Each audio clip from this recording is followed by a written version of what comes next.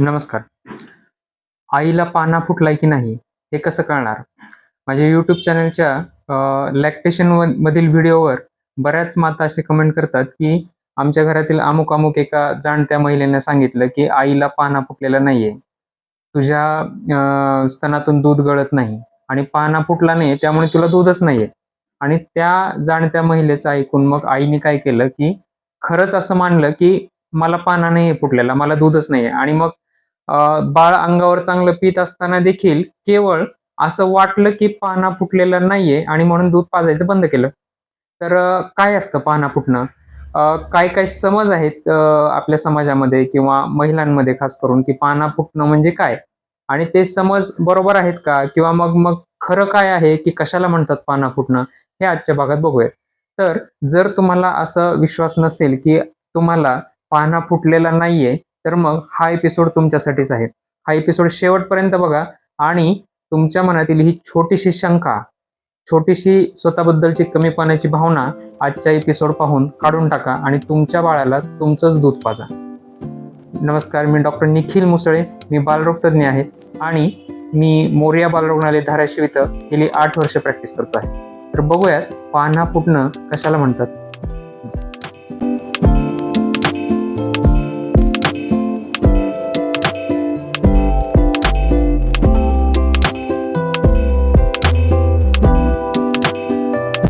आई 2 महिने 3 महिने बाळाला छान अंगावर पाजत असते. अचानक कुणीतरी महिला भेटायला येते आणि ती सांगते की अगं तुला तर पानाच फुटलेला नाहीये. मग नक्कीच तुझ्या बाळाला दूध कमी पडत असणार. आणि मग त्या आईच्या मनामध्ये शंकेची पाल चुकचुकायला चालू होते आणि ती आई स्वतःचा आत्मविश्वास घालवून बसते की खरंच माझं तर असं काही होत नाहीये. म्हणजे मला नक्कीच दूध नसणार. आणि मग ती आई त्या दिवशीपासून बाळाला दूध पाजायचं कमी करते किंवा बंद करून टाकते आणि बाळाला वरचं दूध चालू होतं. पण मुळात त्या आईला दूध असतं. तर मग अशा कुठल्या गोष्टी आहेत ज्या की आईला सांगितल्या जातात की ज्या गोष्टी असतील तरच आईला पाना फुटलेला आहे. तर अशा काही गोष्टी ज्या की वेगवेगळ्या महाराष्ट्रातील मातांनी YouTube चॅनलवरील कमेंटमध्ये माझ्याशी शेअर केल्या. त्याची आज आपण चर्चा करूयात आणि मग नंतर हे बघूयात की नक्की पाना फुटणं म्हणजे काय? आणि या गोष्टी असल्याच पाहिजेत का आईला दूध असण्यासाठी? यावर आपण आज चर्चा करूयात. ज्या की कमेंटमध्ये मला मतं आईंनी शेअर केलेली आहेत, त्या मातांच्या मताप्रमाणे जर आईचे स्तन जड लागत असतील, तरच आईला पाना फुटलेला आहे. किंवा जर आई एका अंगावर बाळाला पाजत असेल आणि दुसऱ्या अंगावरचं दूध आपोआप गळत असेल, तरच त्या आईला पाना फुटलेला आहे. किंवा आईचं स्तन आईनं स्वतः दाबले असता जर त्यातून दुधाच्या धारा निघत असतील, तरच त्या आईला पाना फुटलेला आहे. आणखी एक गोष्ट आहे की जर आईचे कपडे दुधानं ओले होत असतील, तरच त्या आईला पाना फुटलेला आहे. तर असं असतं का की जर आईचे कपडेच ओले झाले नाहीत किंवा आईला थोडंसं प्रेस केल्यानंतर दुधाच्या धारा नाहीत आल्या किंवा एका अंगावर पाजताना दुसऱ्या अंगावरचं दूध नाही कळालं, तर मग त्या आईला पानाच नाहीये दुधाचा आणि मग त्या आईला दूधही नाहीये, असं असू शकतं का? तर हे आजच्या भागात आपण पाहूया. तर मुळात पाना फुटणं म्हणजे काय हे आधी आपण समजावून घेऊया. आईला दुधाचा पाना कधी फुटतो आणि दूध यायला कधी चालू होतं हे मी माझ्या पूर्वीच्या एपिसोडमध्ये लॅक्टेशनवरच्या तेव्हा डिस्कस केलेलं आहे. तर जसं मी पूर्वी पण सांगितलंय की जेव्हा आईच्या पोटात बाळ 12 आठवडे पूर्ण करतं म्हणजे 3 महिने, तेव्हा त्या आईला कोलोस्ट्रम नावाचं घट्ट दूध त्या आईच्या स्तनांमध्ये तयार व्हायला सुरू होतं. आणि जेव्हा बाळ आईच्या पोटामध्ये 32 आठवडे म्हणजे 8 महिने पूर्ण करतं, तेव्हा त्या तेव्हा त्या बाळाला देखील आईच्या अंगावर व्यवस्थित पिता येतं. ते बाळ पोटातच शिकून येतं आईच्या अंगावर प्यायला.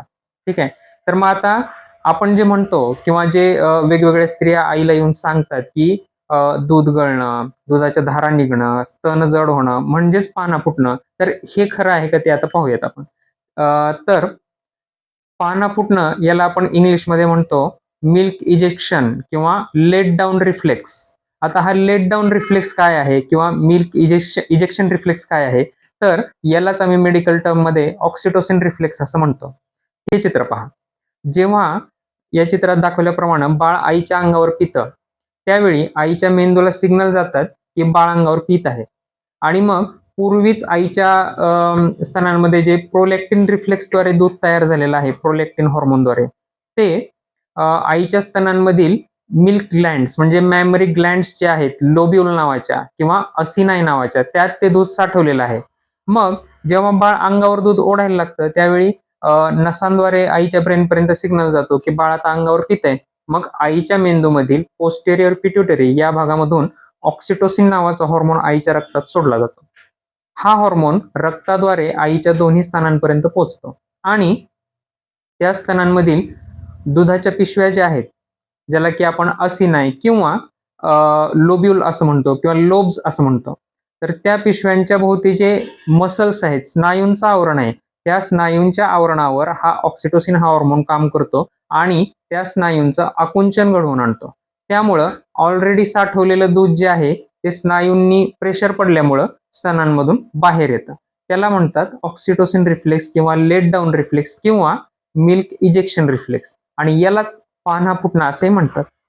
पण मग या सगळ्या प्रोसेसमध्ये तुम्ही मला सांगा, पान्हा फुटणं याचा शब्दशः अर्थ जर घेतला तर तो काय येतो किंवा डीपमध्ये जरी अर्थ घेतला तर स्तनांमध्ये असलेलं दूध बाहेर येणं म्हणजे पान्हा फुटणं. स्तनांमध्ये दूध तयार होणं म्हणजे पान्हा फुटणं असं खरं तर म्हणायला पाहिजे. आणि जसं की आता मी सांगितलं की आईला दूध यायला हे बाळानं पोटामध्ये 3 महिने कंप्लीट केले म्हणजे 3 महिन्याची प्रेग्नन्सी होऊन गेली 12 आठवड्याची की आईला दूध तयार व्हायला सुरू होतं. म्हणजे ज्या आईनं बाळाला जन्म दिलेला आहे तिचं बाळ अंगावर पित आहे अशा सगळ्या आयांना ऍक्च्युली दूध आहे म्हणजे पान्हा देखील आहे. कारण त्या प्रत्येक आईचा प्रोलॅक्टिन रिफ्लेक्स चालू आहे. म्हणजेच त्या आईला दूध आहे. असं कसं होईल की देवानं एखाद्या आईला बाळ दिलंय आणि त्या बाळाचं पोट भरायला त्या आईला दूधच दिलं नाही, असं होईल का? त्या बाळाला उपाशी ठेवणं इतकं निर्दयी आहे का देव? नाहीये.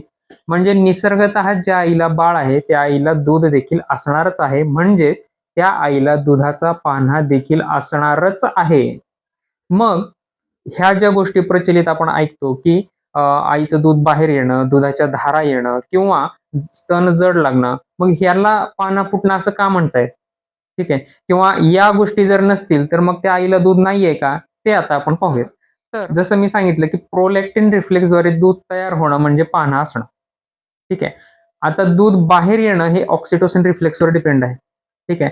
तर सुरुवातीला असं आईला जाणवू शकतं की दुधाची धारा एका अंगावर दूध पिताना बाळ दुसऱ्या अंगातून अचानक दूध वाहतंय किंवा स्तन जड लागतायत आणि तिसरं म्हणजे काही आयांना दुधाच्या धारा देखील बाहेर पडू शकतात. ठीक आहे. तेव्हा आईचं मन एकदम स्वच्छ असतं. आईला स्वतःवर आत्मविश्वास असतो. केवळ बाळ आहे आणि बाळाला पाजायचं एवढंच आईच्या मनामध्ये असतं.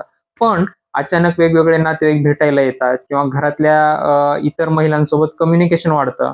बाळ रडायला लागले की अति काळजी वाढते. ठीक आहे. आणि त्या अति काळजीपोटी त्याचप्रमाणे घरातल्या बाळाला भेटायला येणाऱ्या इतर महिलांकडून वेगवेगळ्या गोष्टी आईच्या मनामध्ये डंप केल्या जातात. जसं की तुला एखाद्या आईला समजा बाळ चांगलं दूध पितंय पण धारा येत नाहीयेत. तर मग तुला धारा नाहीत म्हणजे तुला दूध कमी आहे. किंवा एखाद्या आईला कदाचित बाळानं जास्त पित असल्यामुळे, जास्त वेळ पिल्यामुळं स्तन रिकामे होत असतील आणि त्यामुळे तिला जड लागत नसेल स्तन, तर मग तुझे स्तन जड लागत नाहीत म्हणजे तुला धारा नाहीयेत किंवा म्हणजे तुला दूधच नाहीये. अशा वेगवेगळ्या निगेटिव्ह गोष्टी आईच्या मनामध्ये डंप केल्यामुळं काय होतं की आईचा आत्मविश्वास खालावतो आणि जिथं आईचा आत्मविश्वास खालावला, आईचा स्वतःवर विश्वास राहिला नाही, स्वतःबद्दल नकारात्मक विचार वाढले, तिथं मात्र दूध कमी व्हायला सुरू होते. मग आता यावरून आपल्या लक्षात आलं असेल की केवळ दूध बाहेर पडणं म्हणजे पान्हा फुटणं नव्हे, तर त्या आईला दूध असणं म्हणजे पान्हा फुटणं. आणि जसं की मी पूर्वी सांगितलं की ज्या आईला बाळ आहे त्या आईला दूध हे असतंच. म्हणजे प्रत्येक बाळ असणाऱ्या आईला पान्हा देखील असतोच. त्यामध्ये घाबरण्यासारखं काही नाहीये. ठीक आहे. मग आता या गोष्टीचं स्पष्टीकरण बघूयात की दूध बाहेर का पडत नाहीये बाळ एका अंगावर पित असताना? तर बाळ जसं जसं मोठं होतं, पहिल्या महिन्यामध्ये कदाचित असं जाणवेल आईला की दूध आपोआप गळतंय. पण दुसऱ्या महिन्यामध्ये जाणवत नाहीये. असं का होतंय? किंवा तिसऱ्या महिन्यामध्ये जाणवत नाहीये. असं का होतंय? कारण त्या बाळाचं वजन वाढलंय.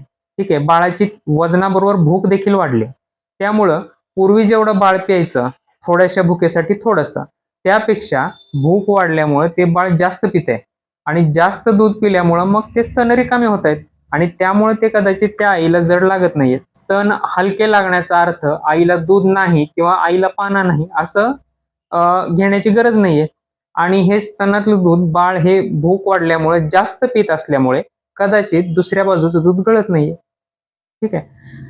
त्यामुळं आणि असंही आहे की आई जर निगेटिव्ह विचार करायला लागली तर हे प्रोलॅक्टिन, ऑक्सिटोसिन हे रिफ्लेक्स कदाचित कमी होऊ शकतात आणि त्यामुळेही कदाचित दूध गळत नसेल. पण जर तुमचं बाळ हे अंगावर छानपैकी बराच वेळ लॅच होतंय, खूप वेळ शांतपणे पीत राहतंय, पिल्यानंतर झोपतंय, त्याचप्रमाणे बाळाचं वजन रेग्युलरली वाढत आहे. ठीक आहे. आणि बाळ दिवसातून म्हणजे 24 तासातून 8-10 वेळा शू सुद्धा करत आहे, लघवी सुद्धा करत आहे. तर मग त्या बाळाला तुमचं दूध पुरतंय. इतकी साधी गोष्ट आहे. पण कसं होतं, आपण नैसर्गिकरित्या न जाता आपल्या मनाचेच घोडे काहीतरी पळवतो. आपल्या मनाच्याच शंका, कुशंका, अक्कल लढवत बसतो. वेगवेगळे लोक येऊन 4 गोष्टी वेगवेगळ्या सांगतात, ज्याला की काही आधार नसतो. ठीक आहे. केवळ कुणीतरी त्यांना सांगितलेल्या ऐकीव गोष्टी त्या आईला सांगतात आणि त्यामुळे काय होतं, आईचा आत्मविश्वास कमी होतो. त्यामुळं आईचं दूध टिकवणं ही जशी आईची जबाबदारी आहे, तशीच आईचं दूध टिकवणं ही घरातल्या इतर महिलांची आणि भेटायला येणाऱ्या नातेवाईकांची सुद्धा जबाबदारी आहे. त्यासाठी त्यांनी एवढंच करायचंय, की आईला निगेटिव्ह काही सांगायचं नाहीये.